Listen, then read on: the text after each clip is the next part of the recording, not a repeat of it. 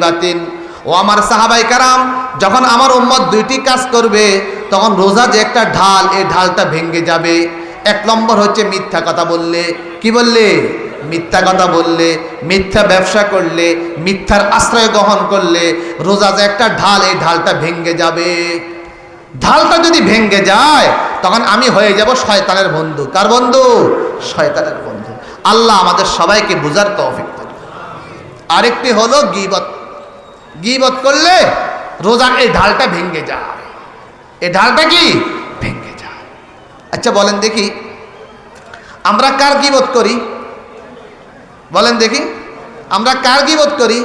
বেদিনদের? না না, আমরা গীবত করি আমাদের মতো আরেক হাজী সাহেবের। আমরা গীবত করি আমাদের মতন আরেকজন আলেমের। আমরা গীবত করি আমাদের মতন আরেকজন ইমাম সাহেবের। আমরা গীবত করি আমাদের মতো আরেকজন মুসলমান ভাইয়ের। অথচ কোরআনুল কারিমে আল্লাহ কি বলে? আল্লাহ কি বলে? ইয়া আইয়ুহাল্লাযীনা আমানু ইজতানিবু কাসীরাম মিনাজ-যন ইন্না বা'দাজ-যন্নি ইসমুন ওয়ালা তাজাসসু। তোমরা বেশি ধারণা করিও না। যারা বেশি ধারণা করে চলে তারা বেশি কষ্ট পায়, তারা বেশি গুনাহের মধ্যে জড়িত হয়। ইন্না বা'দাজ-যন্নি ইসমুন। এরপর আল্লাহ কি বলে? আইয়ুহিব্বু আহাদুকুম আইয়াকুলা লাহমা আখিহি মাইতান ফাকারিহতুমু।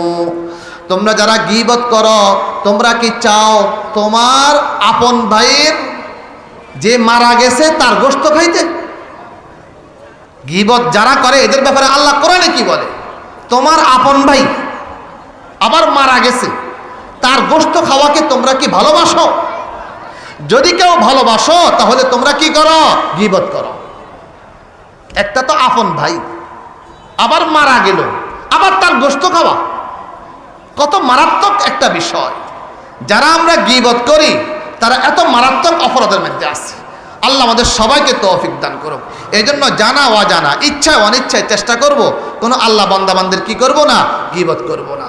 আমাদের একজন আম্মা জান আয়েশা সিদ্দিকা রাদিয়াল্লাহু তাআলা আনহা, তার ঘটনা হাদিসের কিতাবে এসেছে।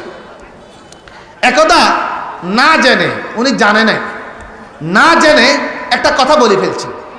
কি সেটা? আমাদের একজন আম্মা জানের হাত একটু ছোট ছিল, মানে স্বাভাবিক যে হাত থাকে তার থেকে সামান্য ছোট ছিল।